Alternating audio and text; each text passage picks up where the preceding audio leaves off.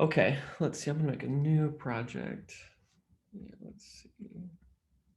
3.2.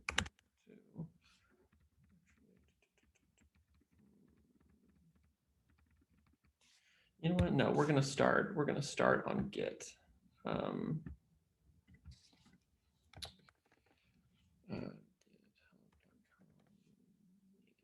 We're going to start on Git. We're going to create a new repo, and then we're going to clone that repo down so that we already have our Git connection set up for when we do our code review piece of the lecture. Okay, let's see. So we're going to hop over to, okay, shrink please, thank you. Let's hop over to repos. Let's see, let's create a new one. Let's see, what are we going to call it? We're going to call it 3.1.2 demo. We'll make it public, sure, that's fine. So it's empty now. Let's see, so we're going to go ahead and pull it down. Let's copy we'll grab the HTTPS one. Actually, no, I'll use this H. Yeah. Okay, so then let's hop back down into, actually, we're going to go into Bash here. So cd repos. We'll make, so we made the repository remotely. Let's go ahead and make the repository locally. So we're going to do, we're going to do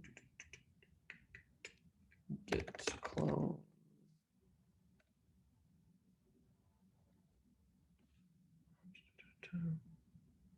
Yep, so, but we should have it now. So let's see.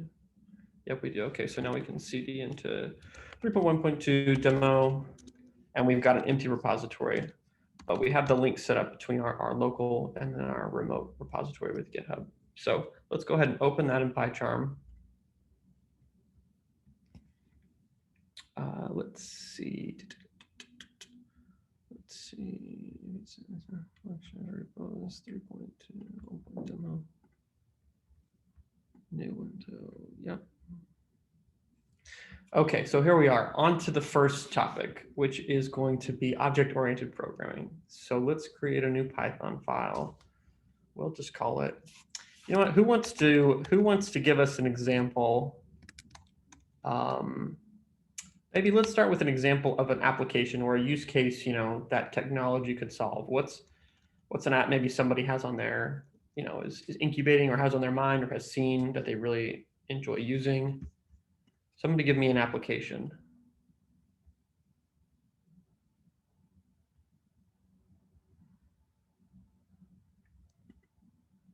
Anybody? Is anybody here? Let's see, who do we got?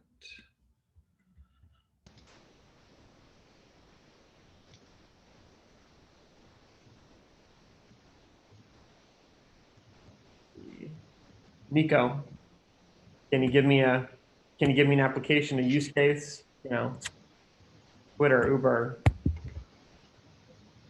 something, anything?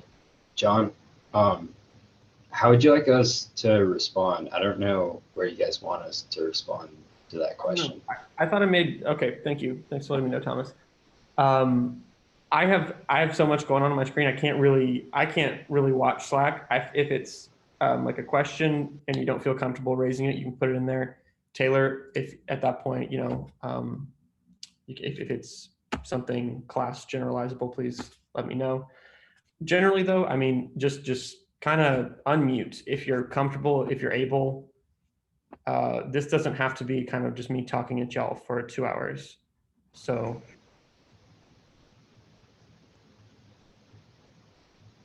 Gotcha. What was the question again?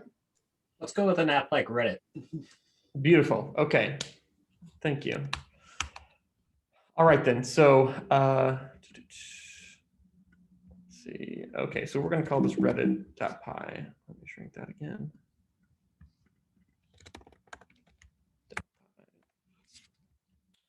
Yeah, we're going to add it to Git. No, we don't want to add that to Git. Okay, so let's think about this from an object-oriented perspective. We're thinking about Reddit. How do we go about programming something like Reddit? Well, we certainly want to use an object-oriented paradigm because it makes it easier for us to understand what we're writing. It's easier for humans to understand things, really complex things when they think about them via objects and relationships. That's kind of just that's just neurology. So somebody, actually, I don't know who, but at one point said, okay, you know what? We need to make this easier. We're writing these massive files with all these lines of code.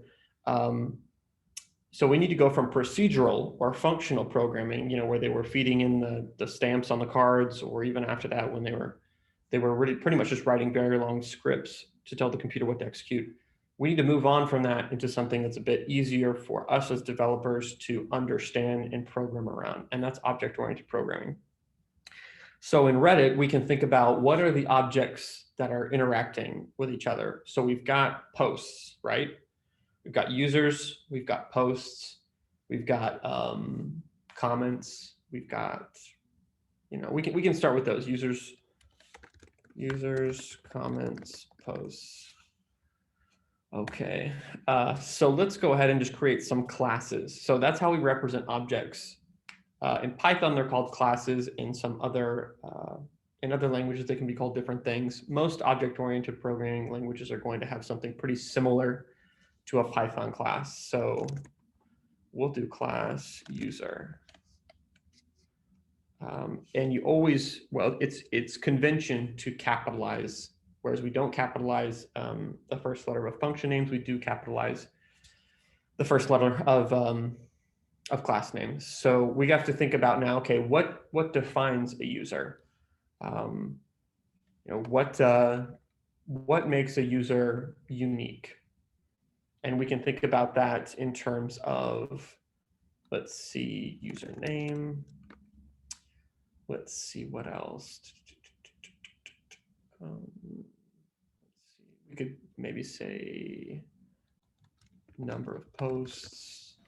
We could say, maybe they have some kind of reputation or something on the side. I actually don't know if that's a thing on Reddit. Moderator status? There we go. Yeah, perfect example. And we'll just put mod status. Yeah. Okay, so those are going to be the arguments that we'll pass in when we create a user. So when we either create, so when we create a new user, that's going to be the information required. Just like if we were calling a function, we need to pass in those arguments. When we create a user, we need to pass in that information. So let's go ahead and do that. We'll do, let's see, username. So we do self.username equals username. We'll do self.num posts equals posts. Self.reputation equals reputation. And self.mod status equals status. Okay, great. So we've got that set up. Now we need to actually define, what's called a constructor method. So every time a new instance of an object is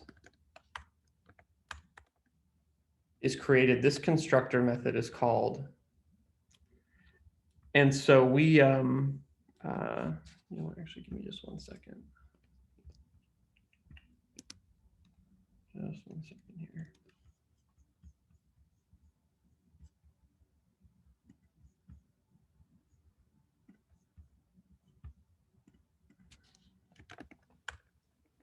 John, Yep. for the self.mod status, would it equal mod status versus status? Because that's in the parameters. So let's see here. Yeah, you're right. That should be mod status. Yep. Okay, sorry, I was just double checking something in the curriculum here. Okay, so we're going to do def in it because that's a function, and then we're going to And actually, these need to be down here in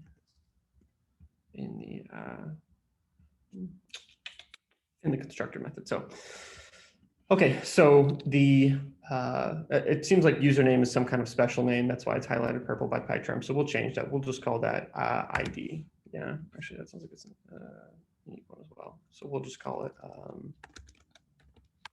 user ID. Oh, you know what? No, it's just highlighting that because never mind. Don't worry about that.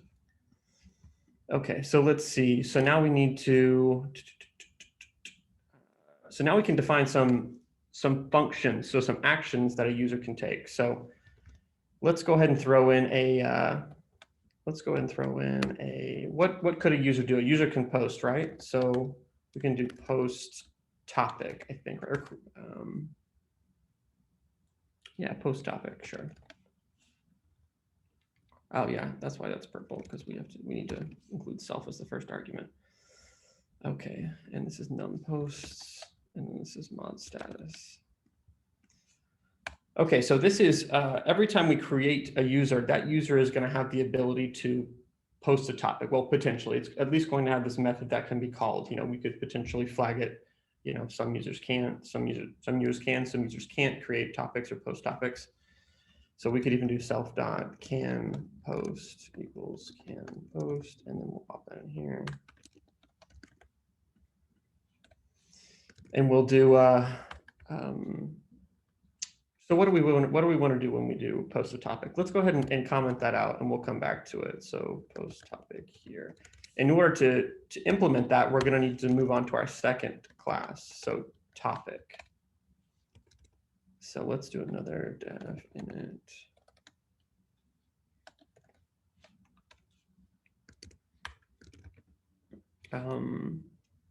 Let's see. So what are we going to give? What are we going to give topic as attributes? So obviously we need a title, right? Equals title. What else does a topic have in Reddit? I'm actually not a big Reddit person, so anybody who can help me out here as far as, you know, what tag or tags. Tags, okay, yeah.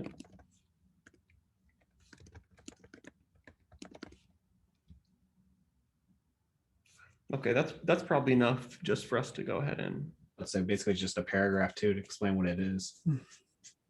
Yeah, okay, that's a good paragraph. Or we can do description. Yeah, how about that? And we'll do description. Okay, great. Okay.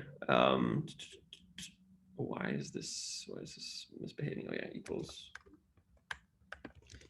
description. Okay, so now we've got our topic object. We could fill this out with some more methods, etc. We could get more complex, but let's just pop back over to our user and we'll say, okay, post topic.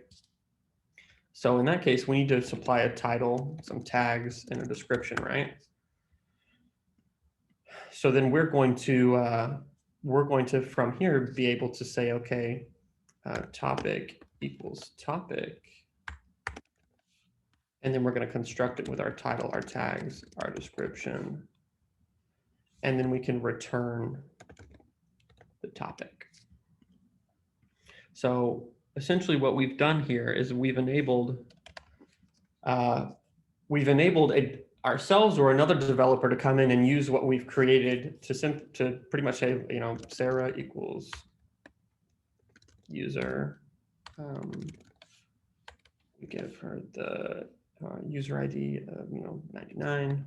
She's, you know, she's brand new, 0 posts, no reputation. She is a mod for whatever reason. Say true, and then can post true. And then we can call, so Sarah dot, oh my, come on now, dot post topic.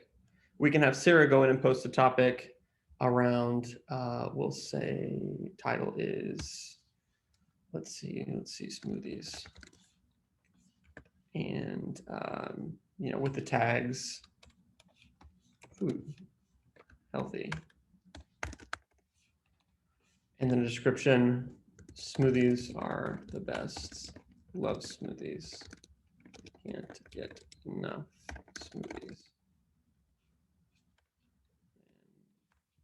You gotta escape that character because it's a single quote. So this is the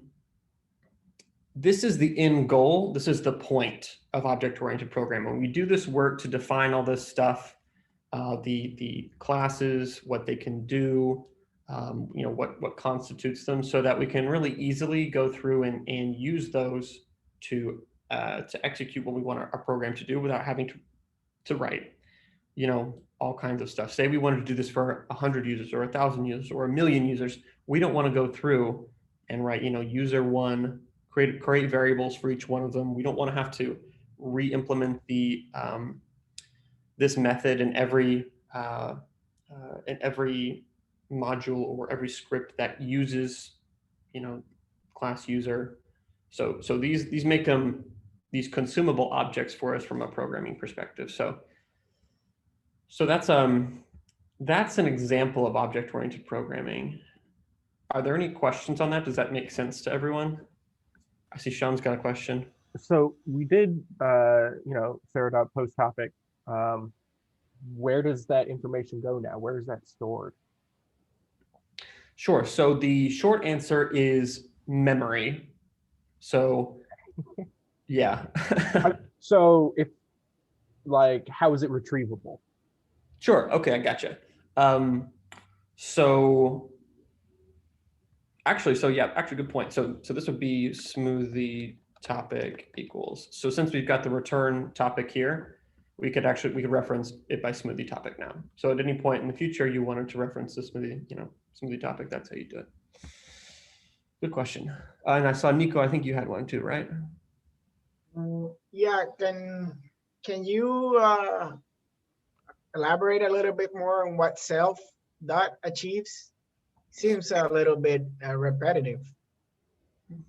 Yes. So basically this is just our way of telling Python, if we just did username equals user ID, then that means username is available here in our constructor function.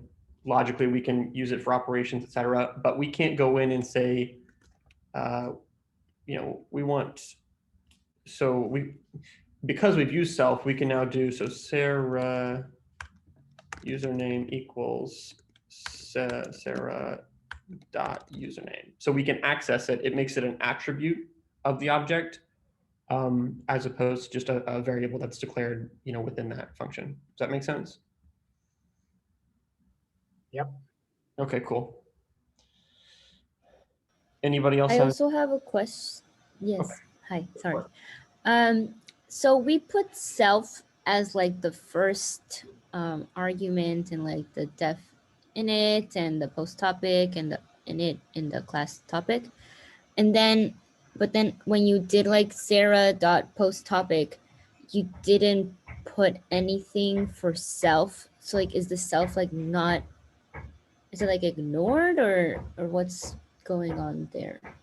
Sure. So I wouldn't think too deep into why, because it gets into just a bunch of work that the Python devs have already done for you as far as how this stuff works on a low level. But essentially, it's just understood that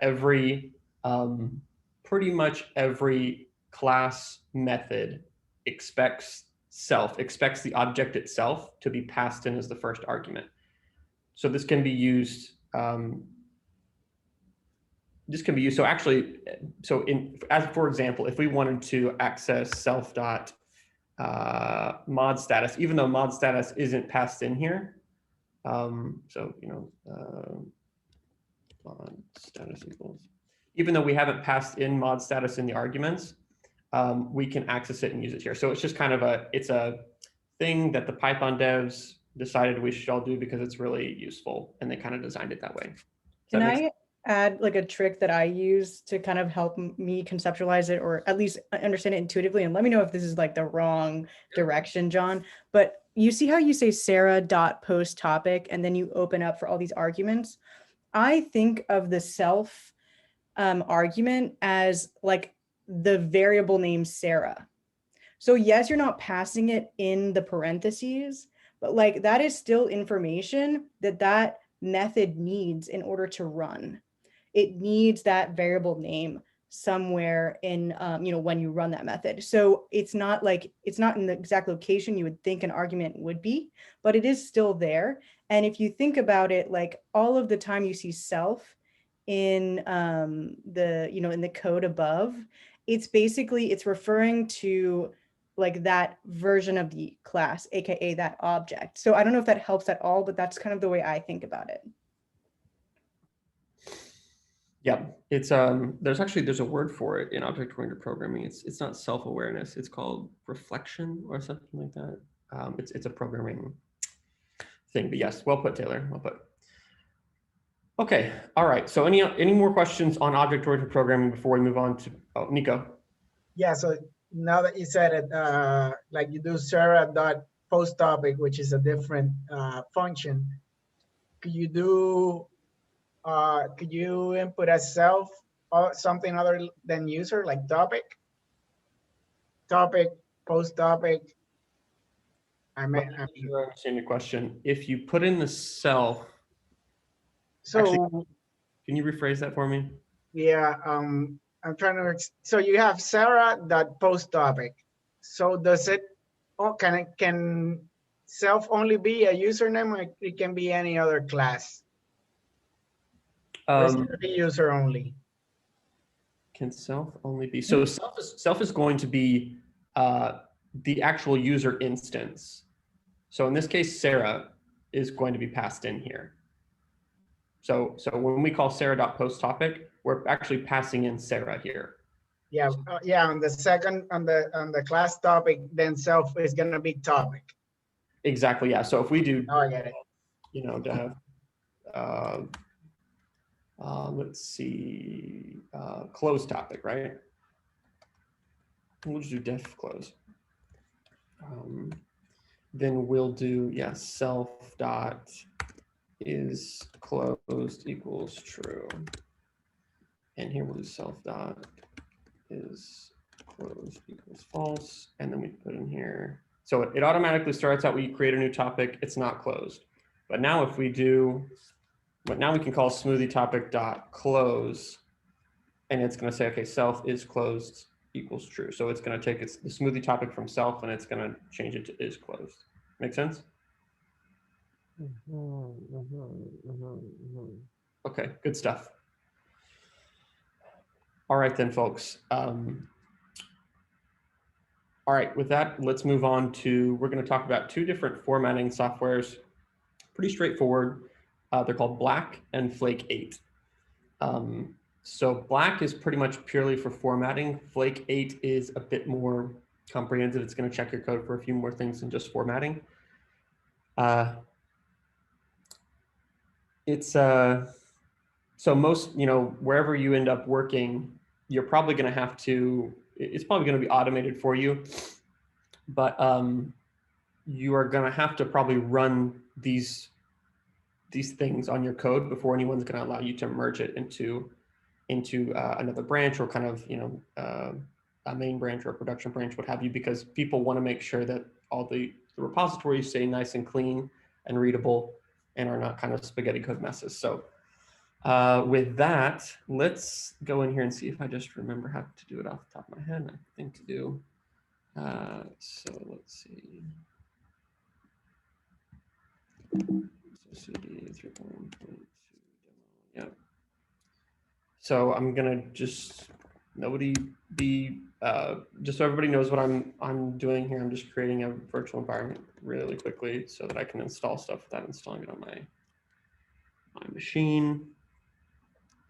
So we have that. So source then activate. So now I've activated that. You can see over here on the left. Now I'm going to do pip install Black.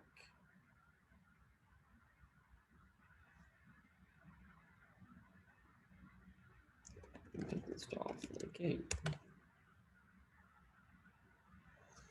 And then running them really is as simple as going to the top of your project, or at least with Black. So running Black is as simple as just running.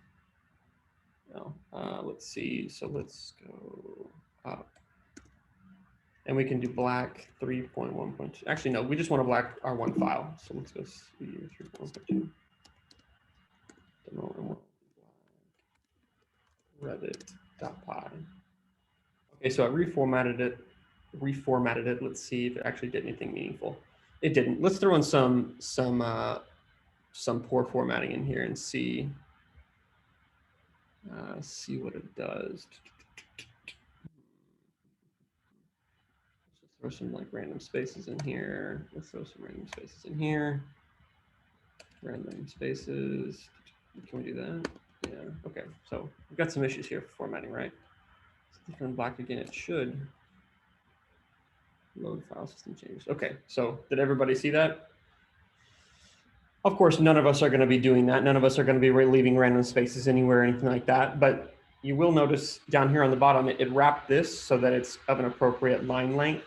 It's a bit more legible. So that's how we use black. Typically, they're going to be implemented, both black and Flake 8 as Git pre-commit hooks. So you're essentially going to write a script that that tells Git, hey, when I do Git commit, run this first and then commit.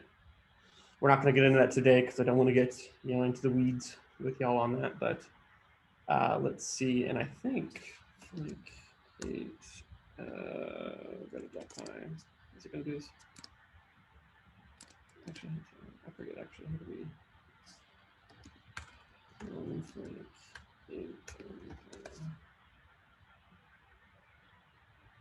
yeah, I think there's just not, yeah, so there's no warnings. So let's give it some warnings. Let's see, yeah, let's add some of that stuff back in. Flake 8 should, I think, catch this stuff, although it's a bit less focused on formatting. Okay, so there we go. We've got, it can cover more than formatting, but we can see here, line too long, white space, too many blank lines. There's some overlap between what Black and Flake 8 do. Black is a bit more thorough on the formatting, and Flake is a bit more broad as far as what it looks for. So yeah, we can block it, and then we can Flake it, and we have no errors, which is good, which is great. Okay, any questions on that before we move on from that piece? So is that just formatting, or does it help with other types of errors as well? So black is just for formatting. Flake 8 is going to give you hints on more than formatting. It's going to say, hey, we think you may have a runtime error here if you run this, like, no module found, something like that. It's going to, actually, I don't know if we'll cover that specific one, but it will help with more than just formatting Flake 8. It's similar to, it's not exactly the same as, but in PyCharm here, when we come in here and we do something like import, and I don't think they have pandas installed. So where it's suggesting here, it's kind of going to do the same thing and be proactive in letting us know what it thinks will happen once we run our code and if there are any issues.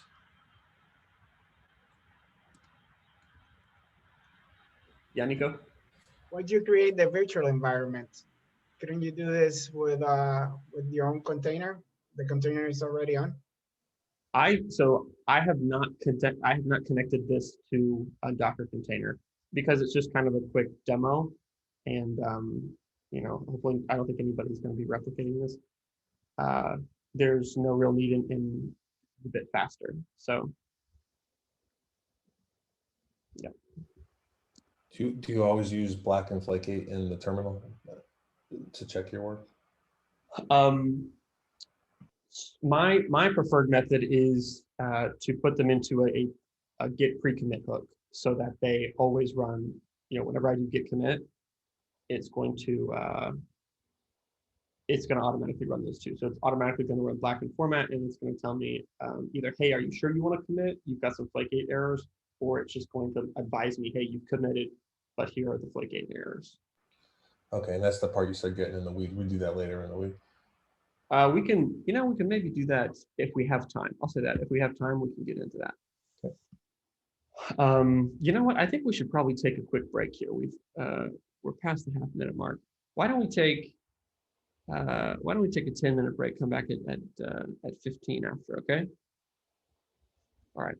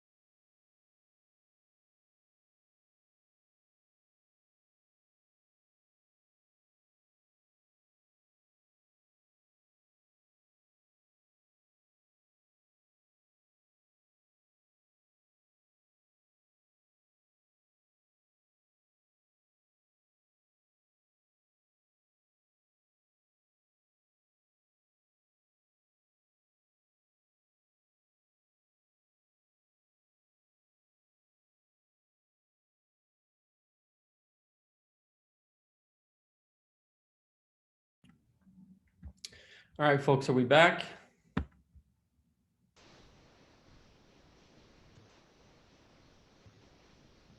And Thomas, I was gonna say, so at the end we were talking about code styling and, you know, using that as something that when you're merging on GitHub, sometimes you'll have to like go through some styling filters essentially.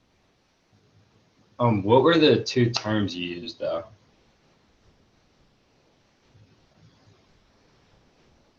Or was that for Taylor, or was that for me? What's the question? That was for you, John, but she was talking about my question. Okay, what do you mean the two terms? I think black. Yes. Yes. Wait, what were they? Those are, so they're two packages, and it's Black and Flake 8. Black and Flake 8. All right. Thank you so much. That's what. Yeah. Do we have any other questions in there, Taylor, in the Slack? Okay, cool. All right, good stuff. Good stuff. Seems like we've got a good chunk of folks back. So let's go ahead and move on. Okay, so the final piece today is going to be diving a bit deeper into the Git workflow. And we're going to set up a multi-branch repository that has that necessitates a code review before code can be merged back to master or main. This is important because when you're, working in industry, you are going to almost undoubtedly have to go through code reviews, and even before that, you're going to have to understand how you either fork someone else's work or clone someone else's work, or merge your work into someone else's. And one of those key activities you're going to have to know how to do is submit your work for a pull request, get it reviewed, and get it approved. So with that, let's hop into it, shall we? We're going to hop back over into our Git repo here. Refresh it. We know we didn't push anything, so we don't have anything yet. But we are going to just do a little bit of configuration here in Git. Actually, first we need to create the branches. So let's get back in here. We can't see your Git, John. Okay, thank you. Thank you. Okay, you can see it now, right? Yes. Okay, good. Okay, great. So so first we just need to create some new branches. So let's go git checkout B. We're gonna make we'll call it a dev branch. So git branch. Really list branches, I forget. Git list branches. I thought weird. Git checkout master. Huh. So we don't have a master branch. Could it be because you're in the virtual environment? I don't think it's because of that. I think it's because we haven't actually set the remote. Or we did set the remote, but we But I think also they've changed from master to main. So that's something I've been hearing about. GitHub has changed the terminology slightly. We don't have master or main here, which makes me think that something nefarious is going on. So let's hope that there isn't. Let's commit our changes and see if that does anything. So let's commit, let's see, Reddit classes implemented. Let's push that. We're gonna create an upstream branch that matches our downstream branch of dev.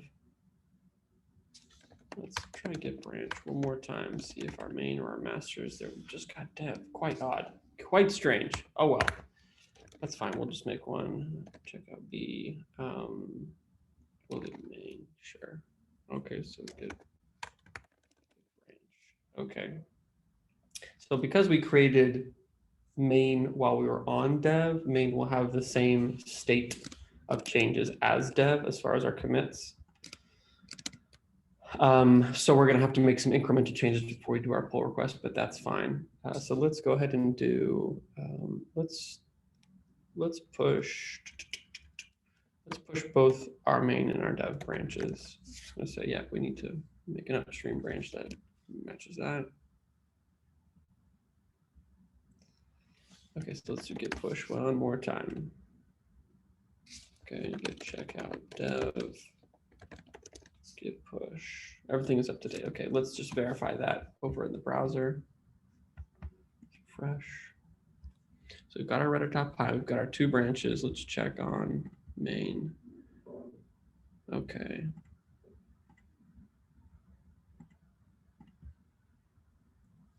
Yep, okay, great, good stuff. So what we're gonna do is we're gonna make some incremental changes and then we're gonna submit this for a pull request. Actually, I forgot, we need to go in here and we need to change the settings on some of these branches. So branches, we're going to do branch protection rules, add rule. We're gonna do require pull request reviews before merging. We'll just say 1, review required. I'll just review myself. Dismissed. We need to get into that.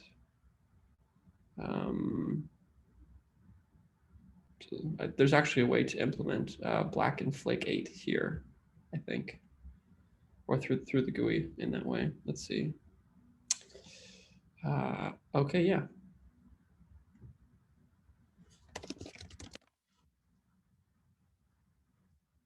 We need to name it, so we'll name it. So main. Let's see. Branch name pattern. So actually, we just need to put in the branch name there. So yeah, we'll do that. That should work. Okay, by the way, you probably won't have to do that at work unless you're creating a new repo, in which case it's good to know how to do that. This will probably be already in place for you. What you're going to need to know how to do is what we're going to do now as far as creating a pull request. So we're going to make a few more changes. Let's make sure we're on the right branch. We want to be on our dev branch. We are. Let's come over here. Let's implement a comment class, yeah?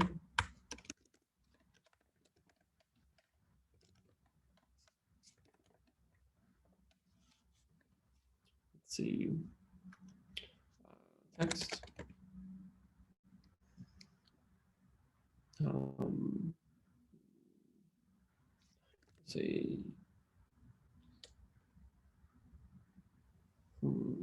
So text will say, what else should we put in comment? Let's see. Upvotes, right? Downvotes is a thing, I think. Correct. And we'll say moderated. So self dot text, self dot upvotes, self dot downvotes, self dot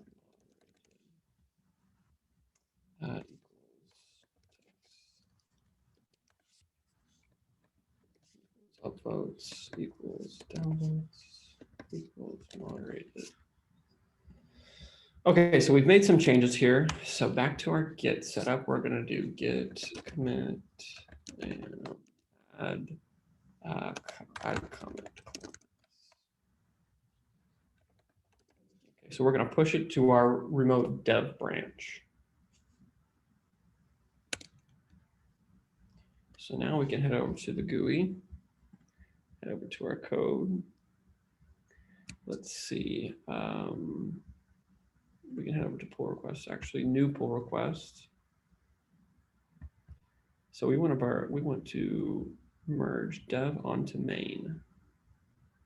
So it's going to give us a quick compare here, which is really helpful. There are lots of different tools to do this. There are application, fat application based, well, not fat application, but there are things you can download in the App Store, whether you're on Windows or on Mac, that'll do this kind of locally as a desktop app. There are different terminal tools. You can do this in the terminal using all kinds of different tools. Or there's just the GitHub, or if you're using Bitbucket or another kind of knockoff of GitHub, you can just come on here and review. So this is the change. This is the delta. This is the difference, the diff as it's called, between our dev branch and our master branch. We know this because we just created the comment class. So we can come in here and say, okay, you know what? Yep, that looks good. That's what I'm intentionally trying to do. I'm trying to add this code into reddit.py with my merge. So we're going to create a pull request.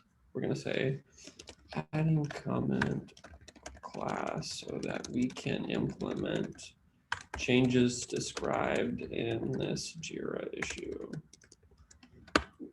Typically, you want to link it back to, the why are we doing this? So we'll just make up, 1, 2, 3, 4, 5. That's our Jira ticket number. And then let's create that pull request. Yeah.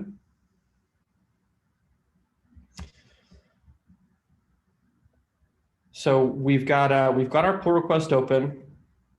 We've got it right here. So at work in industry, this is where the senior data scientists, devs, what have you, or maybe the manager would come in and say, okay, we've got all these pull requests. We've got all these folks who have taken feature requests, requests for additional functionality or maybe improving code somehow.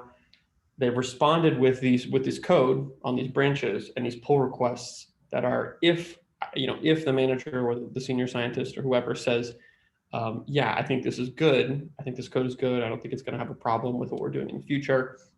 I don't want any changes. I can just hit a button. I can merge it, and then we're good to go. Our master branch, or even if it's to another branch, is ready to go on to be deployed, and then to eventually have further changes applied to it in the future. So we can click back into that one, and typically you're not going to review yourself. You're going to have, you're going to have somebody else. One of the stretch goals I think for tonight is to have a classmate review one of your pull requests. So that would be that would certainly be an option. But let's see. Yep. Common class looks good. So yep, confirm merge. Okay, so we've just merged our pull requests. We no longer have a pull request open. We closed it. If we hop back over to code, we can see on main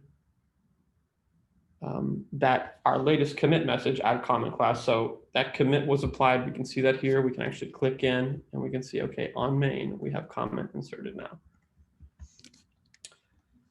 So let's imagine somebody else got their pull request merged. We're working on the same repo. How do we, here on PyCharm locally, we switch to, by the way, this is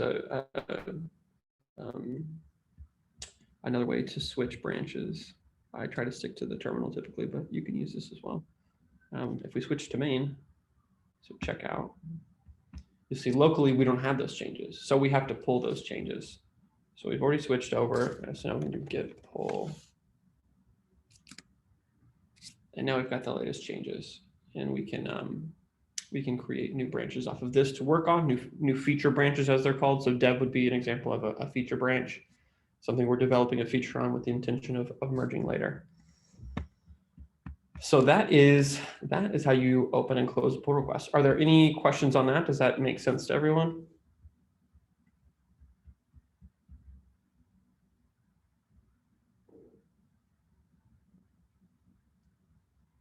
Does it not make sense to anyone?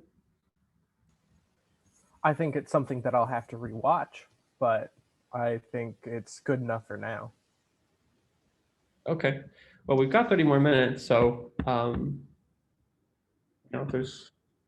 if you'd rather rewatch, that's all good. But if anyone has any questions, we can definitely dig into that now.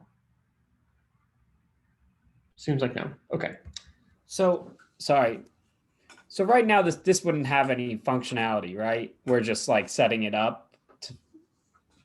You mean this isn't going to actually go create a website somewhere that says Reddit? No, it's not. I mean, we can run it, but it won't actually even have any output. Modern Canvas will, yeah. Yeah, I think if you have some time, if we could talk about how this ties into the assignment and the LAM data package. Actually, I would love your help on that, Taylor, because I have had a terrible amount of time to review. Yeah, sure.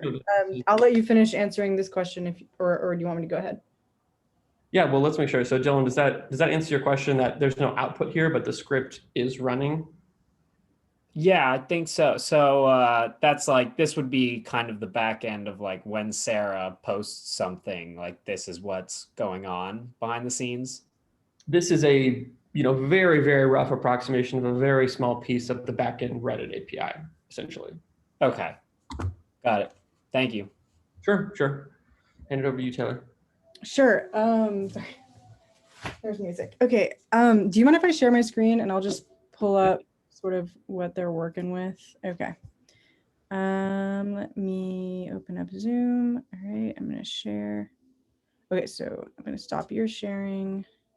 Please forgive me for any messiness in my computer. Okay, so looks like you guys, this is what you're looking at for today. You have, like these questions that you're gonna answer. You've got this module project here, the self-assessment. So let's look at this module project. So it's gonna link us to the GitHub. Okay. So in your assignment, revisit your code from yesterday. Was it stylistic? Run a style check. Code review, right? So I will say that, again, you might find a bit of a slight mismatch between the lecture, but I want to add that just, Eric, was it Eric that was saying, if it's not broke, or Brian, you were saying if it's not broke, don't fix it. I will just kind of insert the fact that whenever I know a lot of DSers in industry right now working, they loved the curriculum, they loved their experience. The only unit that they have things to say about, and they're like, these are the changes, they would want to see changes in Unit 3. So Unit 3 has a lot of room for improvement. And that is why you do see an effort for us, from us to change it. Like, for example, today, John walked you guys through a GitHub flow. And while that is not super thoroughly exhibited in your course materials, I can tell you from experience that all of us got to labs and we're like, why didn't anyone teach us about GitHub when we were in Unit 3? So it's really cool that John has brought that up, though with him bringing that up, you'll see that it may not be totally well documented in Canvas, right? So, and I don't want to say anything. I just want to give that information to you guys. So there's that information. The second thing is, how does this all tie into your assignments right now? And when I say, and I understand that can be frustrating to kind of think about this in week chunks. So I don't want to make any excuses, but I'm really just trying to help you guys right now with what I can. I like to think of Unit 3 in a series of each week kind of had one project, and I would work on that project and improve that project throughout the week. And this week it is this Lambda package in which you're creating your own helper functions. And so your assignment yesterday was to sort of build these functions. And today it's to kind of go back and look and see, is there a way that I can change my functions and reformat them to be classes instead of just simply a list of functions? So that's kind of, you can look at, okay, I see the examples that John pointed out today. Can I apply those examples to my own code?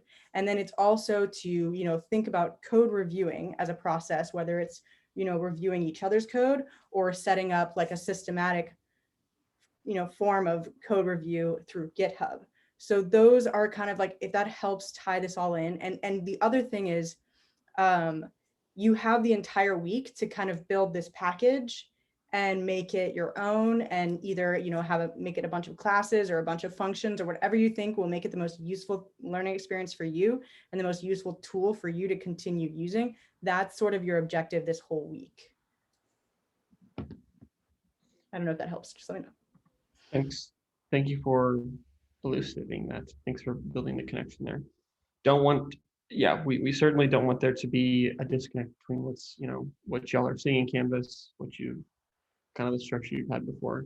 So if anything around that is not clear, or now is the time, please do share. Joan, I think it would be useful to talk about the init constructor and what are its uses for, I guess, programming. Sure. So let's see. So basically init, or really just the constructor, init is just kind of the placeholder name, if you will, that the Python developers chose to go with. It's what's called when you create an object. So if you want, I'll go ahead and turn my screen again. So this is what's going to be called when we create a user. So we can, right here, what we've basically done is assign the arguments that are supplied to object attributes. That's typically going to happen in most class constructors. We can do other stuff. Anything that we need to do at the beginning, we can, maybe every user starts off with a topic. So we can do, as soon as the user is created, we can do post, we can do self.post topic, my first topic. And then with the tags automated and description, this topic is automatically created for every new user. So you can do stuff like that. It's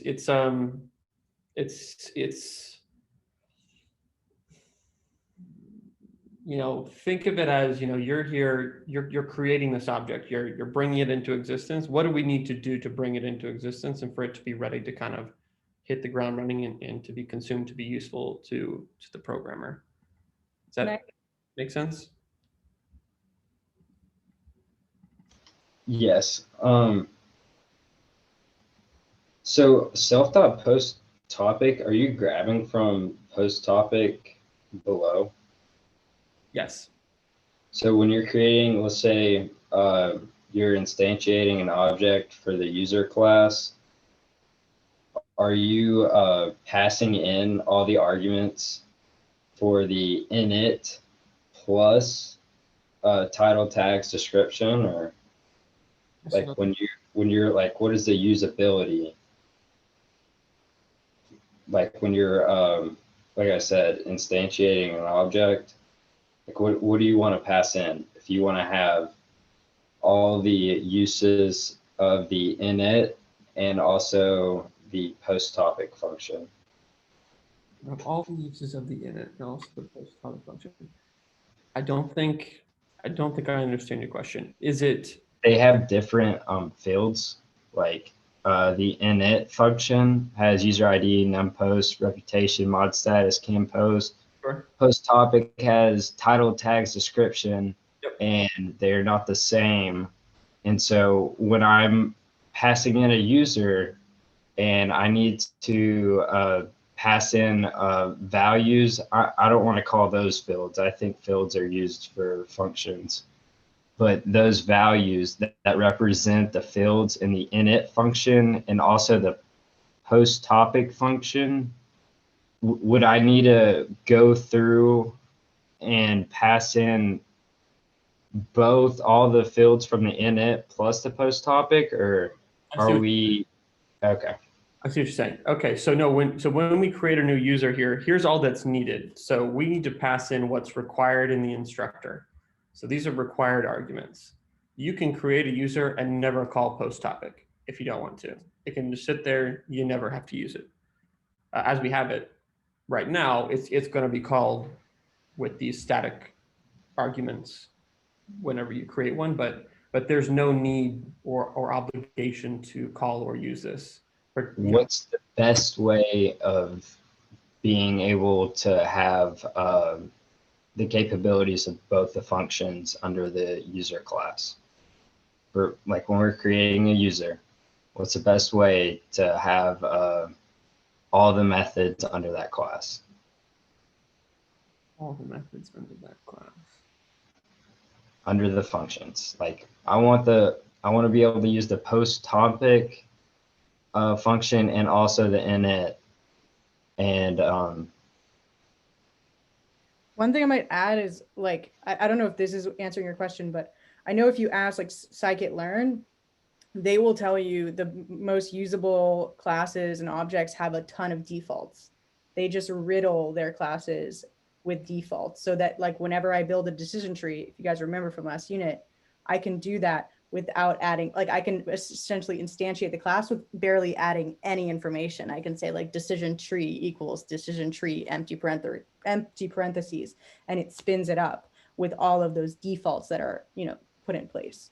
Yeah, that's that would be useful if you didn't want to elaborate on I guess like on the variables more in depth, and that's where that's useful. But I'm still confused. Like, I want to know how I can have all the attributes of post topic and the init function by instantiating a user.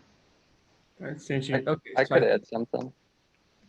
Sure, go ahead. With the init, you're just creating a user object, but you need the user object to call the post topic function. Where the topic object or common object, you can't call post topic. It has to come from a user object. I think I might understand what you're saying, Thomas. So is your question, how can I access Post topic, and yeah, how can I access post topic and user by instantiating one object? Or is that possible? I think you're maybe getting at static methods. So, so you want to be able to say, without creating Sarah, you just want to call user.post topic. Is that what you're getting at with yeah? You know, I guess should I think about the functions not like collectively under a class? Like think about them as like separate ideas, and not try and use see, I was just wanting to know if I had like access to everything under that class by creating one user, and it would have access to all of the functions as well. okay, I think I understand what you're saying. So you're getting into, I think you're asking around a few different things that are kind of some more advanced pieces of the puzzle here. So there are ways to create things called static methods. I actually don't think they're supported in Python, but in a lot of other languages, you can create public and private methods of a class. So hopefully I'm answering your question here. The only real thing to consider here as far as options or different ways to do this is if you want to create a static method, and I think it says static method def user dot. So what's a static method for a user? But the answer is no. Like I understand there's like a workaround, like, and that's what you're showing me right now. But I guess like I was wondering like if I was like thinking about this the right way, and clearly I'm not. I liked someone chimed in and said something, and I think that was probably the greatest takeaway from this. I don't know who it was, but it was me. When you create a user object, the user object calls post topic function. So you can only call post topic if the user object already exists. No, only that user object calls that function. So you only need to initialize the one user to gain access to post topic function. And then when you're getting access to post topic, you're going to pass in the values to meet the field requirements for that function. See, I really like that. Really like that. Cool. Okay. Good. Well, I'm glad that makes it clear. You know what? Actually, I am thinking of one thing that might make it a little bit clearer. This almost looks like it's some kind of static method, but it's not. So ideally, this would, or realistically, this would actually,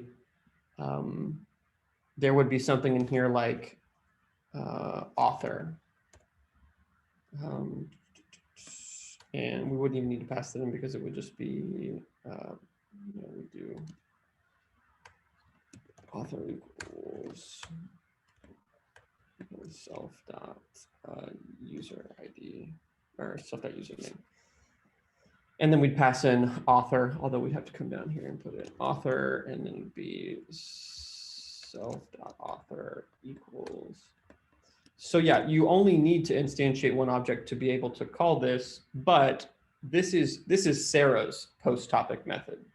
This is her post topic method. So if you want to just post something as someone else or for someone else, then you need to create that user and then call that user's post topic. Versus if we wanted to just implement a static class or static method, we could do def, post static. Post topic static, and then we could do the same thing.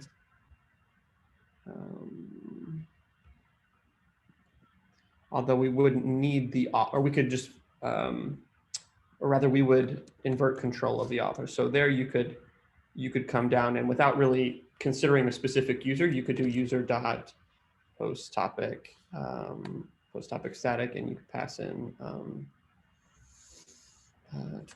let's see, title. Actually, no, we don't need self in that case because it's a static method.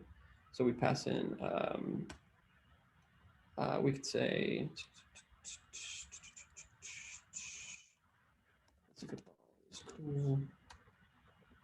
what's the next one? Sport. And then we'll say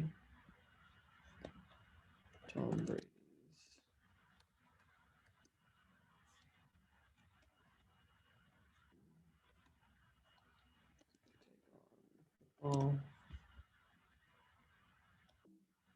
And then we would actually pass in, okay, what's Tom Brady's user ID? We'll say Tom Brady's user ID is Tom Brady 99. So, so this is the true object-oriented, or this is much more object-oriented, much closer to the real paradigm of what object-oriented programming is trying to achieve. We create Sarah, and then and then Sarah goes and posts the topic, versus we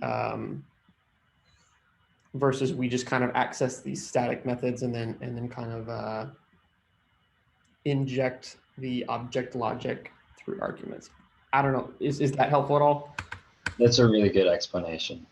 I guess where you started working with the user Sarah, I think that really shows it well, because you went Sarah equals user, which is a class which would get the init methods, and then to gain access to the other function, you did Sarah dot post topic and passed in, I guess, the fields you need. So I like that. Okay. Good stuff. Okay. Well, we've got 12 more minutes. Any other questions on today's material? I have, sorry, go ahead, Kayla. Oh, no, it's okay. I don't know if my email will make sense, so you go for it. All right. So when we go to like work on our helper functions that we like in terms of building on the project, like the whole week, when we go, should we be like, I don't know if it's correct to say SSHing like into the Docker. I'm trying to get all the terms right here. And then go into PyCharm, or I think that's where I'm getting a little, like, I don't know if I'm getting hung up on something that's not very important there, or. Totally agree with your question. Totally. Yes. And I actually need more information on that as well.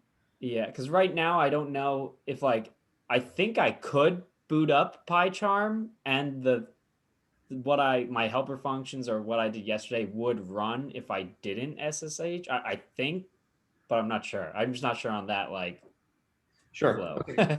So there's two pieces there. One is I actually intended to say this earlier in class. Okay, here's the scoop on the PyCharm and Docker situation. This is why did we do this? We did this because as it stands, when stuff starts to get a little hairier or a little bit more complex, I cannot really help you that much if you're on Windows or doing something else, or if you're using VS Code. I cannot help you as much as I can if you are using Linux and PyCharm. there's also the piece of we cannot help each other as much if we're all using disparate systems. Okay, so that's the point. To that end, this is simple enough that if you're executing on Windows or whatever, I mean, it shouldn't be, there shouldn't be big errors or what have you. But I have to leave that with each of you. You know, if you think, you know, this is probably, you know, at each step along the way in the unit, if you think this is probably, I'm probably going to need some help on this, then I would really recommend that you do it in the Linux container, SSH from PyCharm, because I'm going to be able to help you out a lot more. But at the same time, you know, if for whatever reason it makes you uncomfortable, you want to stick with VS Code, you're into Windows, then you absolutely, you know, I think to your actual question, yeah, you should be able to run this really just with your system interpreter. You don't even need a virtual environment because we haven't even imported anything. So we're just using Python here. So there's no need to even worry about keeping dependencies separate. Although I think, if I remember correctly, the assignment asks you to do stuff with pandas. So in that case, you'd probably at the very least want to create a virtual environment to keep pandas away from your system interpreter. Does that answer your question? Yeah, I think I have two kind of relating to that. Of the first would be, so when we if we created like a folder in the container, would that show up in our personal finder, or would that like not even be there if you're doing it? And then the second is there a way for us to know when we're in PyCharm that we are using the container? Like we've SSH'd in, we're in the container, we're using that environment from that container. Yes. Okay. So answer the second question first. Can you also see my screen? We only see PyCharm right now. Okay. Well, good. That is what I want to show you. Okay. So right here, when I run this, this shows me the interpreter that was used. So that's going to say SSH protocol, you know, 127.0.0.0.1, you know, your username. So this should be a very obvious indication of what interpreter you're using. You can also pop up here to the preferences bit, project interpreter, and it's going to tell you right there what the project is configured to use when you run. Does that answer your second question? Yeah, so if the container wasn't started up and you ran it, it wouldn't run if you had that as the interpreter for that. No, it's going to say, it's probably going to say could not connect. It's going to say just couldn't do it. Okay, I think your first question. So the whole thing is that the host system is aware of the container, but the container should not be aware of the host system. So yes, there is a way. I couldn't just do it ad hoc for you right now, but there is a way to navigate into the piece of the file system that the container is using. Although Docker emphasizes one of the big tenets is let's isolate that. Let's make that as clean of a break as we can. Of course, you know, at the end of the day, it's a piece of software running on our operating system. So if we really want to, we can get in there and, you know, we can access it. But it's largely isolated. So that makes sense? Yeah. Okay. And I'm also working on like learning about how all of this works because I want to make sure I can support you guys. But I just want to emphasize that this has long been a complaint of Unit 3, is that people that had a Windows machine felt like almost like second-class citizens almost, because they just had so much difficulty in unexpected areas all the time. So I think that this is a worthwhile change that I'm like very excited to learn more about. So I'm right there with you guys. You don't want anyone to be, to be struggling more than they have to. And the frank truth is you will in Windows. So yeah. To build on Dylan's question, do we need to build a new Docker container for each repository, or can we borrow from another one? Do we close our Docker containers and images? Do we shut them down every time we finish a project, or because I think they just stay running, don't they? It should stay running unless they become unhealthy at some Mhm. point and error out. To your question, Nico, so you can do it one of two ways. You can create a different container for each of your projects. Really, though, all we're trying to do here, we're not really trying to replicate some exotic environment. We're really just trying to get y'all into Linux. So if you start to do something a bit more exotic or a bit more specific to your project with your Docker image, then yeah, you're gonna need to probably do one for each project. But as it stands, since it's really just, it's Linux, Python, SSH, there's no reason you couldn't go in there and create virtual environments for each of your projects. That way you're actually just using one container.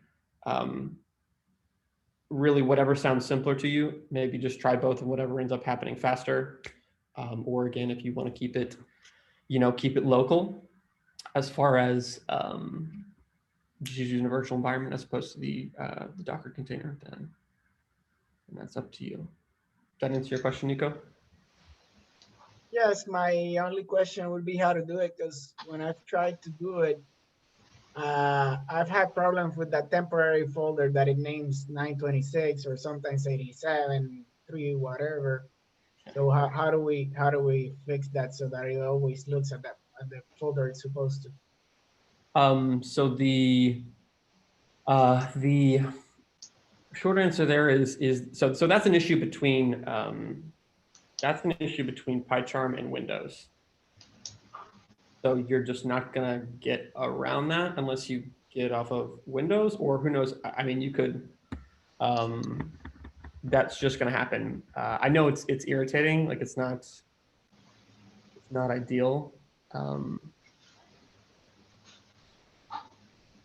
Yeah. I will say if that's the only thing you're having to do when you create a new interpreter, or if that's the only issue that pops up, that's not too bad. I mean, I would say yeah, that is inconvenient and it's not ideal.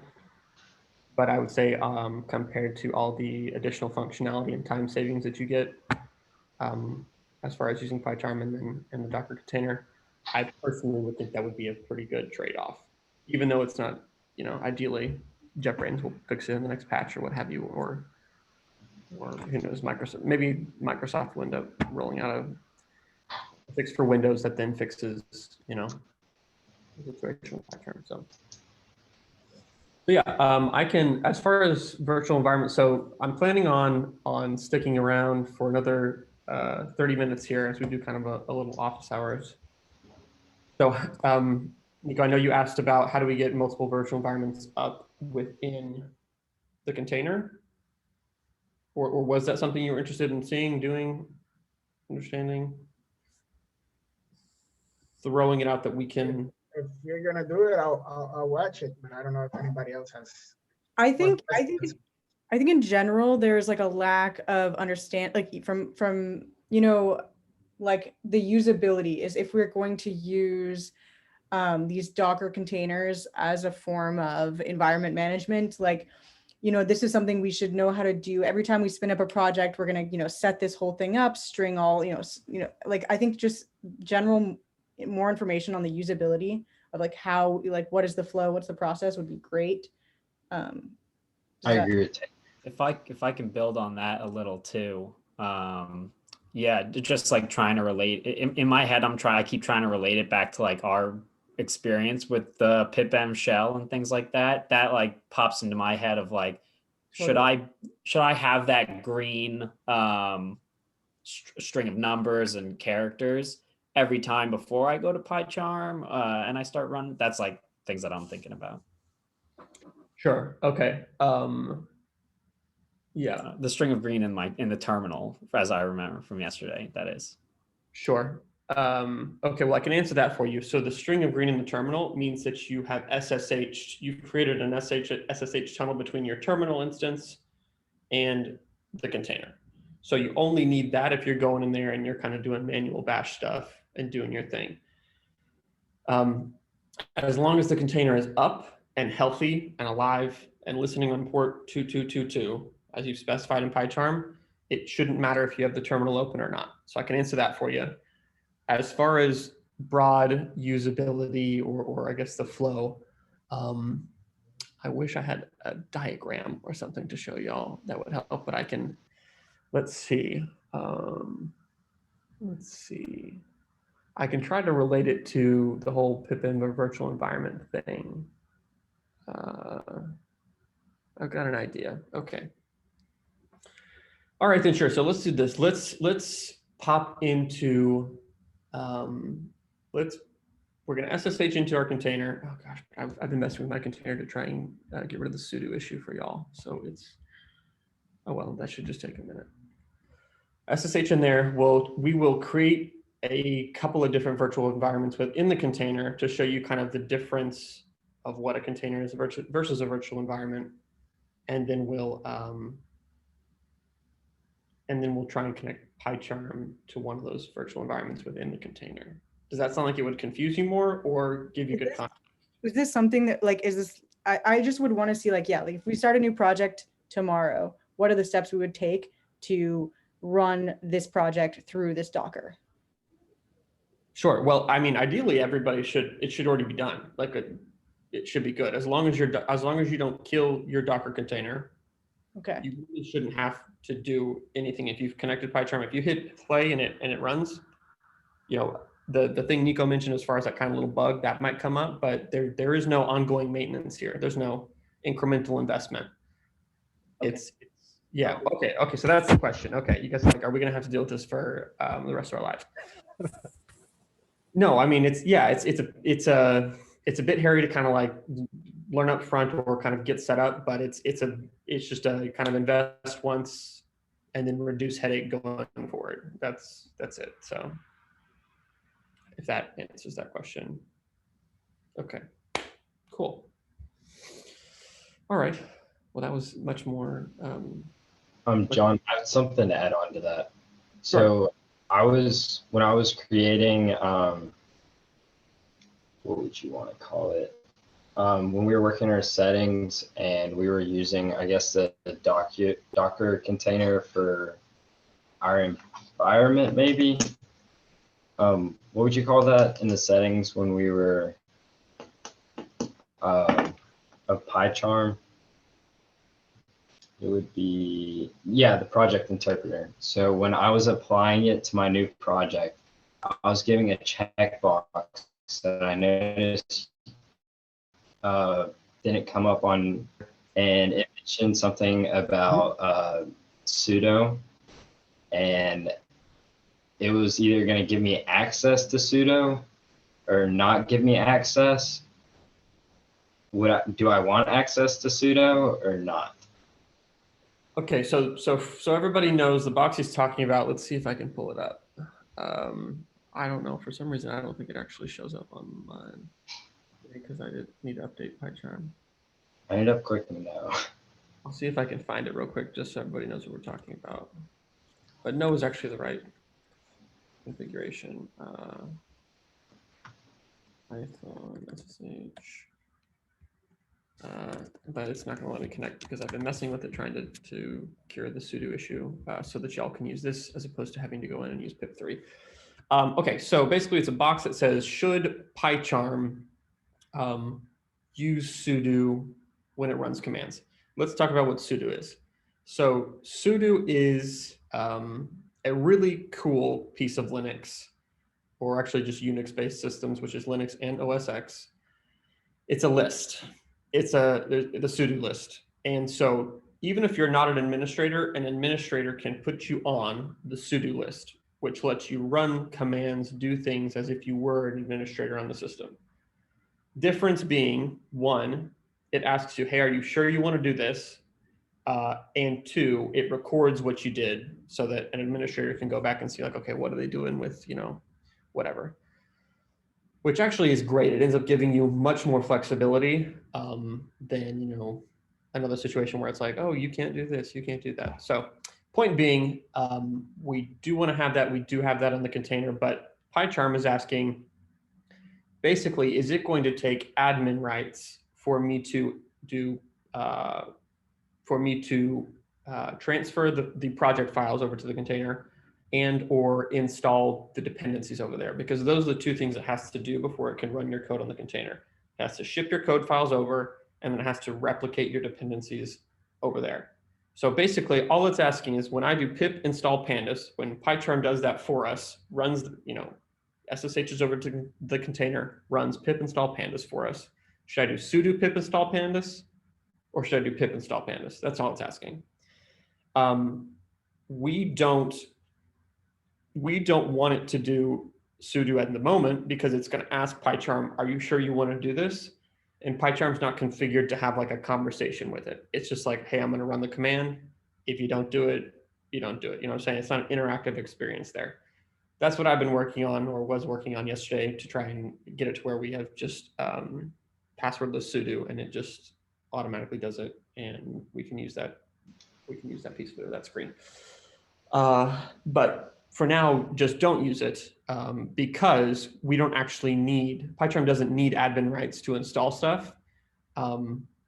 So there's no need for that. Yes, there's no need for that. So I got a lucky break right there. Yes. Yep. Coin toss came down right. So don't click that box if you see that box. Use sudo to execute. We don't need, PyCharm does not need sudo. Sudo, having PyCharm try to use sudo makes things more complicated. It's a little bit of complication that's outstanding as far as why we're having to use pip3 through SSH as opposed to just use the plus and minus GUI driven dependency management in PyCharm. Does everybody know what I'm talking about as far as having to use pip3 versus the plus minus? Okay, then we'll dig into that. So that was something that came up last night. So some folks were reporting that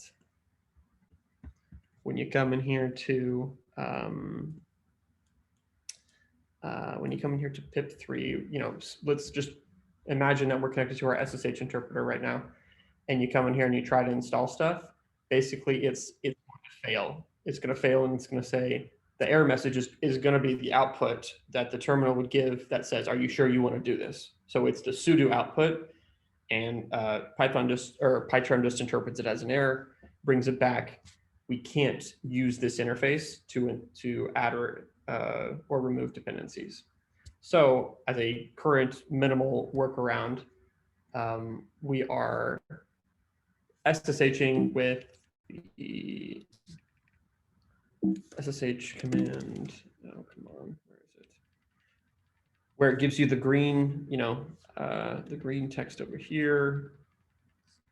I'm going to go ahead and I'll demonstrate this. Let me clean up my Docker file real quick so I can rebuild this and show y'all so that there's no ambiguity.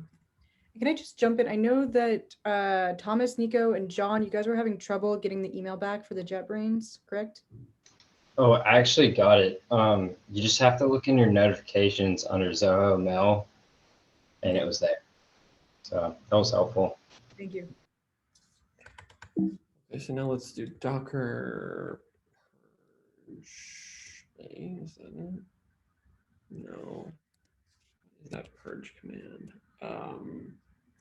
I can just come over here. So we will delete this. Yes. And then we need to rebuild this as well. So clean up, yes. Unused images, please remove them. Okay, so let's just rebuild that image with that updated Docker file. Let's see. Or no, it's so Docker run.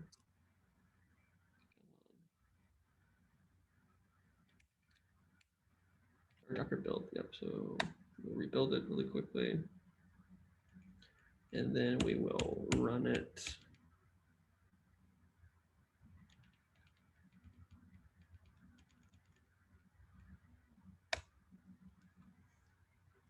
Okay, so now we've got the working container back, so I can illustrate this for y'all in in PyCharm. So let's, yeah, we'll use this one. So we can set it up, go in here, add 127.0.0.1.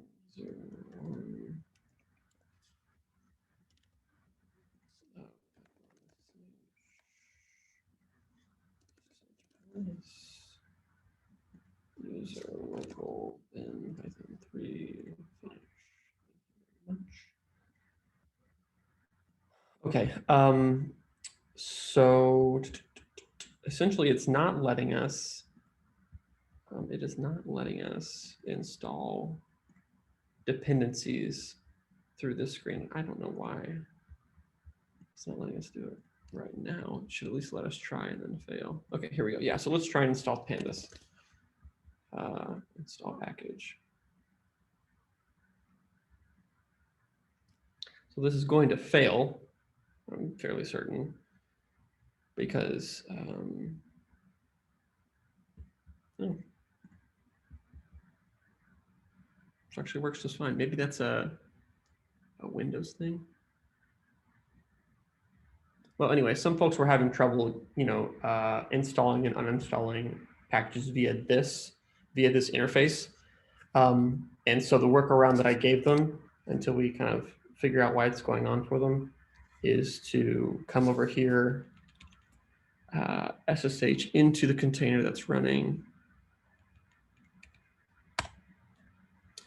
SSH pass. And then to just run pip3 install pandas, and it's going to say it's already there. But if we do pip3 install Seaborn,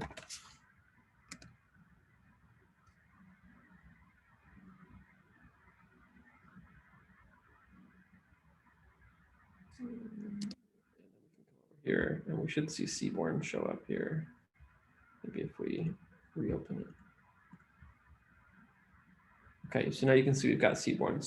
So maybe this is a good example or good illustration of the fact that these are all, whether it's PyCharm, presenting it here, you're interacting it with the GUI driven thing, or you're SSHing into the container and doing it with pip. All you're doing is you're adding files to and from the site packages folder in the lib folder right next to the interpreter on the container. That's all these different things are doing, and there are multiple ways to do that. But that's a workaround for folks that were, for whatever reason, not able to install via here. So there's some context for everyone to know what we're talking about there. Yeah, I forgot. Were you answering a question there? Was there a question that started on that? Because I officially have lost my train of thought as far as where we came from on that. I think, yeah, more information on I think my question was, whenever I create a new project, I know exactly, I spin up my virtual environment. I have my little steps and ducks in a row. I know exactly how to manage everything so that it's, I have my own best practices. And I think there was just a lack of knowledge about what's the flow for using a Docker container as a, so, and I think that helped, but I don't know if any other students want to jump in. I have a different question, if that's okay. Sure. Yeah. So right now I opened in PyCharm the folder where I cloned the repo DS Unit 3 Sprint 1 Software Engineering. So where all our assignments are basically. Yep. And because of that, the PyCharm is now having how yours has in the top right, it has Git and then a blue arrow, a check mark, and another arrow that's green. But unlike yours, for me, the play button is, it doesn't let me run anything. It's gray instead of green to let me run, and I don't know why. Okay, try this. Try right-clicking right here in the middle of your script, and then click run. Okay. Oh, that's weird. I don't know why it wasn't working. Okay, but now, and then if I did it right now using the Docker, but it didn't work, is that because I tried installing packages how you showed us right now in the terminal? I don't know. Why don't you show me what you're seeing and we can work on it. Okay. Yo, the right click worked for me too. I was struggling with that for so long. That's so weird. Yeah, right click helped. Sorry to hear that you guys are stuck on that. It's kind of weird. It doesn't build the configuration until you right click and do that. So. Okay, awesome. Can you see my screen? Yes, no? Yes, I can. All right. Okay, cool. We've got So no, I thought I had connected to the remote to my Python SSH, and it's like it says here connecting, and then it's like it still says connecting, installing packages, error occurred. Oh, maybe okay. that's the problem. So we ran into this. We ran into this as well.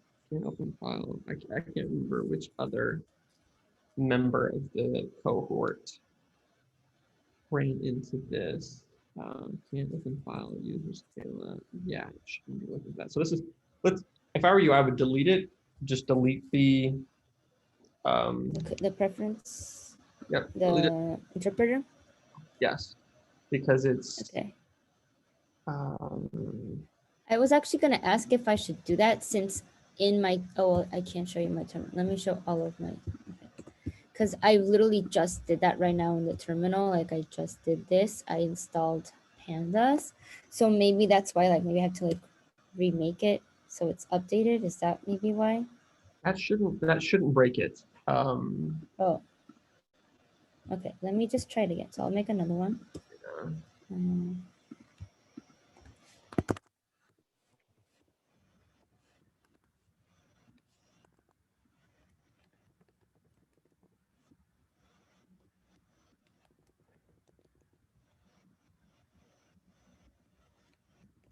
Local, yeah.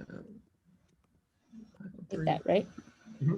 And by the way, everybody, that's that execute code with sudo thing right there that we don't want to click.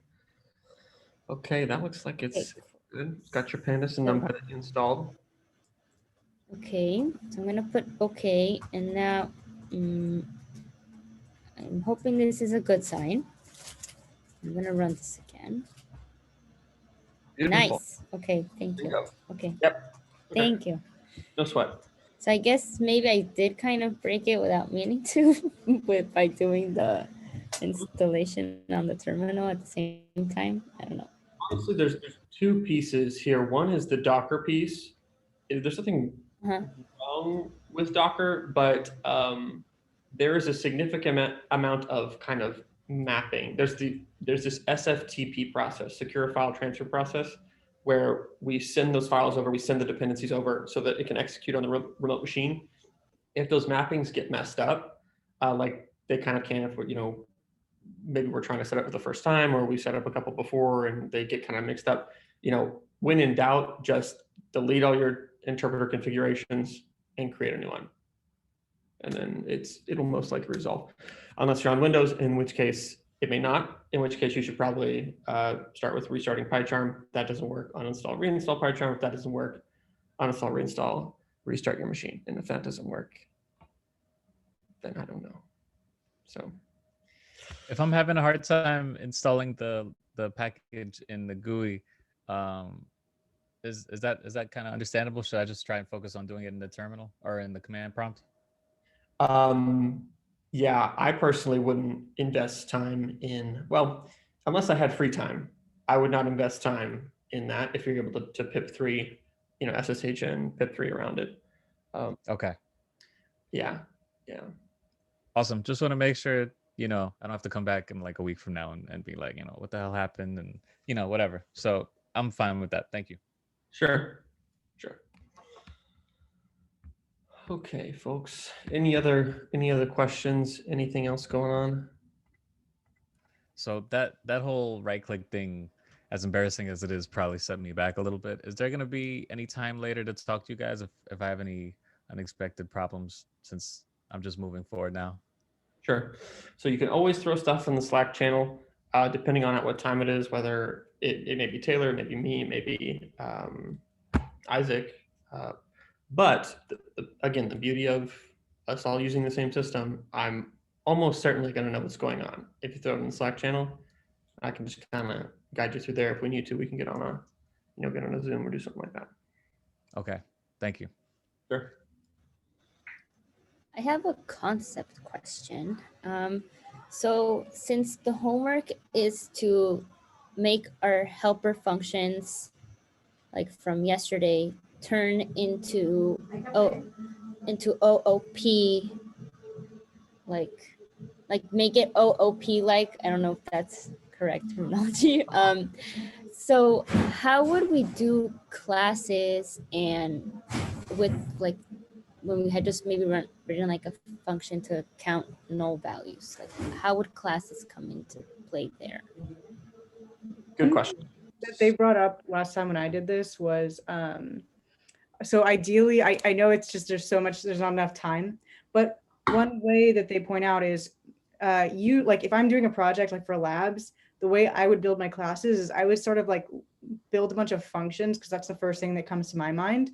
And I would start to think about like dry code and where am I kind of repeating myself, and where are the functions getting a little repetitive, and using that, I was able to kind of group up my functions and then kind of work backwards and create classes. So that's one approach, but I'm sure, John, you might have some other tips for a more experienced data scientist. Yeah, I mean, I'd come at it from the kind of like we did with, okay, let's think of a problem to solve. But of course, in this case, you probably don't want to rewrite your helper function. So let's think of a problem to solve that involves counting null values, So maybe we stick with the Reddit thing and we want to have users, so we have a user object that has a function,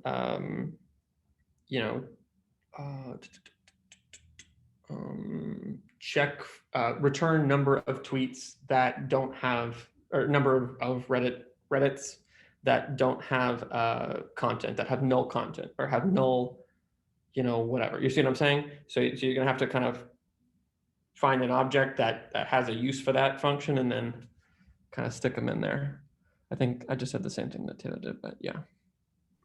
But I'll acknowledge, like, it is definitely a challenge trying to write helper functions and then turn them into a class when you barely understand what that is. So I remember it was super challenging. I will just throw it out there. Like, I will be giving a review session on Thursday for the sprint challenge. And as long as you find that today you're wrestling with these concepts, whether it is by sort of working on your helper functions or creating a bunch of functions that maybe aren't super related to your helper functions, but make more sense to you as a class in a class structure. Or like, I know some students that would just comb through the source code behind pandas, because pandas is just this massive data frame object that we, instantiate every time we do a read CSV, we're instantiating this object. And like, like a dot shape is an attribute that's part of the init function of, the data. So some students found that really helpful, but I think just my advice is make sure you're wrestling with that concept, because that will be something that's important for you to take away at the end of this week.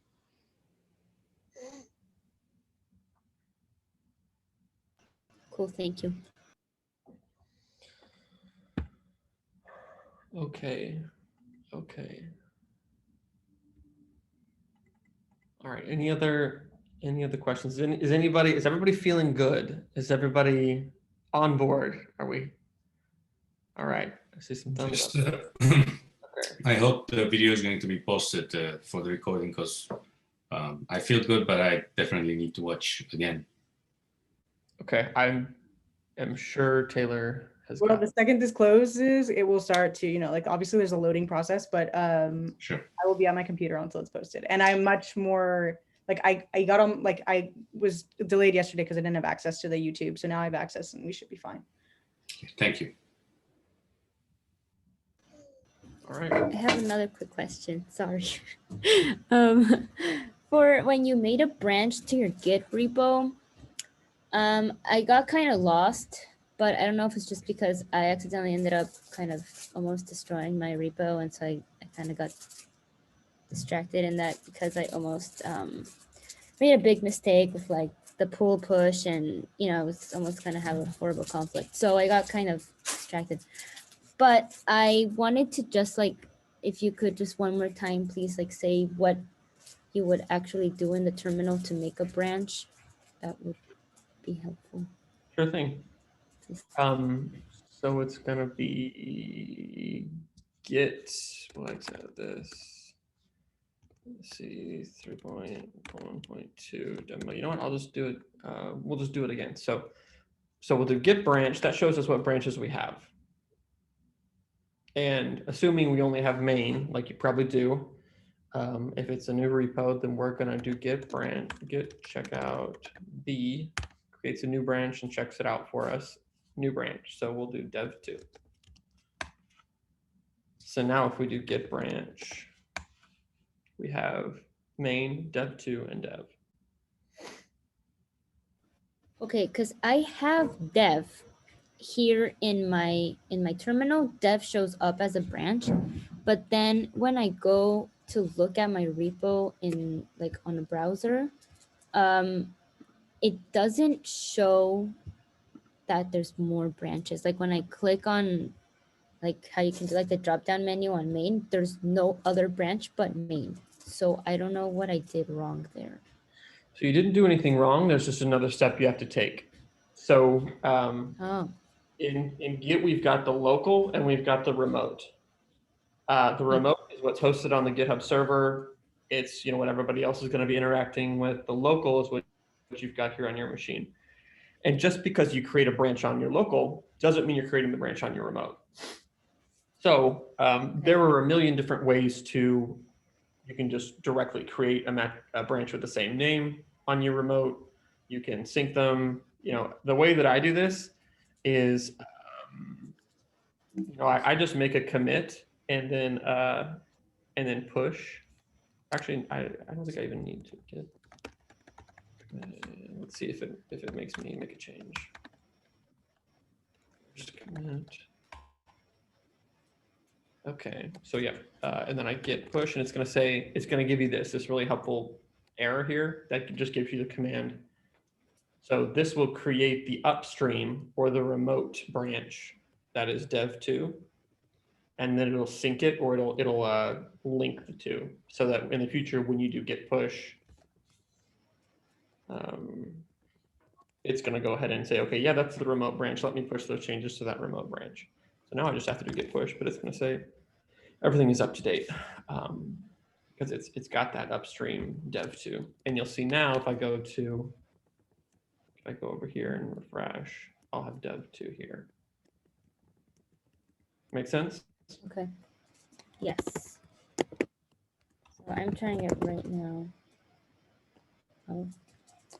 So when I get, set upstream origin dev, so.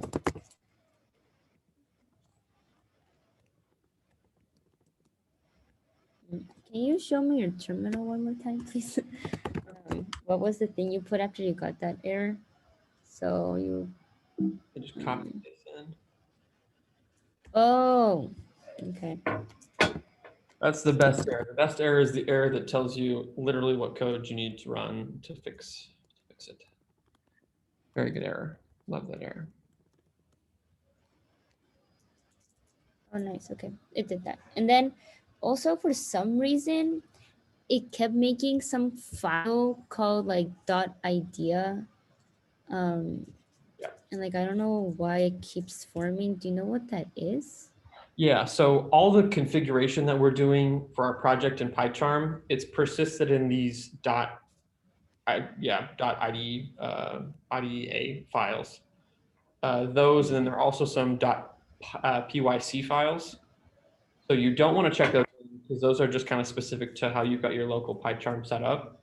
So you want to put those in your git ignore. Does everybody know git ignore? Yeah, I tried doing it and it didn't work. I don't know what I did wrong, but I think it's because for some reason the git ignore is inside the .idea, but I don't want it in there. I don't know. Yeah, I don't know what I did. You want to share your screen real quick? We've got just a couple last minutes. See if we can. I'm sorry, I'm taking up time. No, Okay. no. This is literally what. Okay, so yep. Okay, so can you see it? Yeah, Mhm. so here's the .idea, and then look, for some reason the git ignore went in here, and I don't know why. Yeah, so I don't know if maybe I just have to make a new git ignore that goes out here instead. I would just go to Should I PyCharm do- and I would drag and drop it. You know, just move it, commit, push, boom. Okay. Oh, but it's not showing. Maybe in. Because it's a different repo. Okay.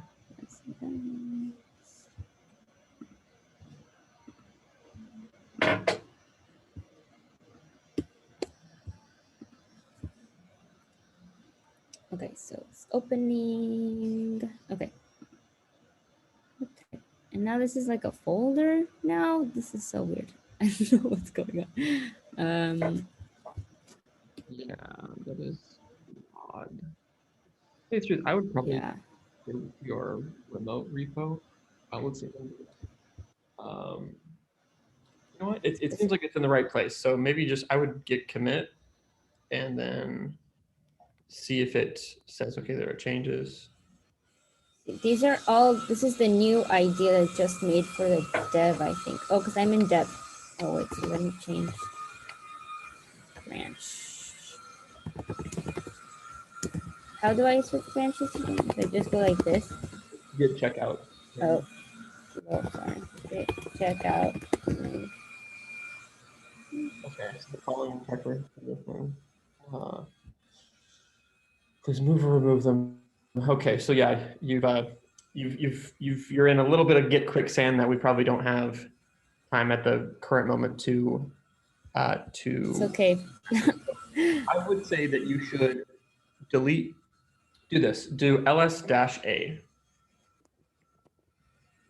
Okay, I would rm-rf.git.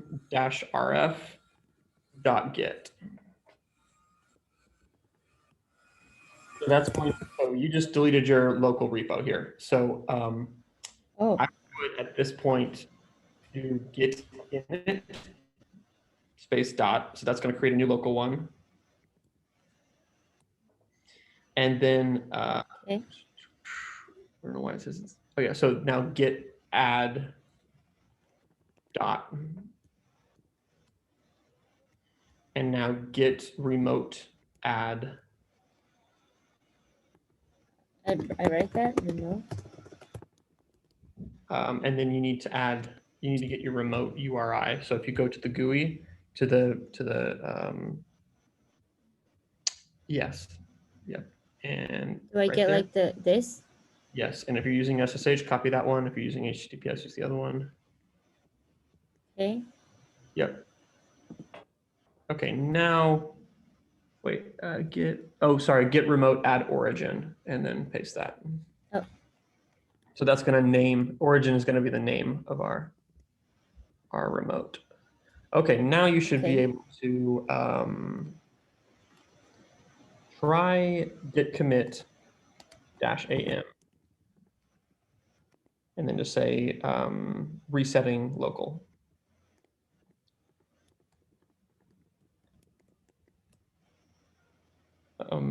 Oh, great. The ID. Okay, so. Then I would do git rm -rf .idea. That's going to get rid of those files. It's going to delete them and it's going to get them out of the git commit. Yeah. Okay. So I do one more commit. Just do the same commit. You can do the same message or whatever. I